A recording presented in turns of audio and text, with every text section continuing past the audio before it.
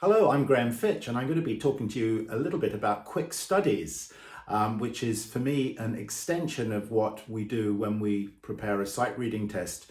We have a 30-second window of time to prepare this in an examination, but what we can do as teachers, we can extend that time to as much as we want. It could be 1 week, it could be a few days, it could even be the afternoon of the lesson when you email your student the sight reading example that you want them to play in the lesson so that they get more than 30 seconds. And of course, then you whittle that down gradually until they can do it in the 30 seconds or do the best they can in the 30 seconds, which is all we can ever do with sight reading anyway.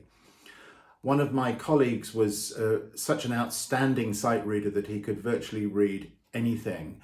And I asked him what the secret was of his great ability. And he said, well, a lot of it's just guesswork, but educated guesswork.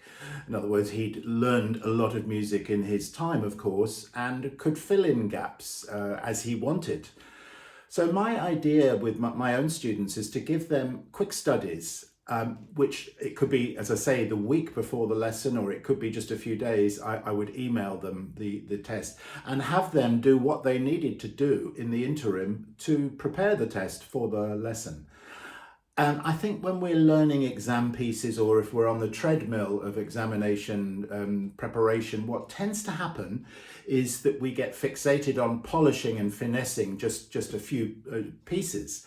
And then what happens to the reading skills? We're no longer really reading those notes. They may be in front of us, but we're not really doing anything more than using the notes as an anchor.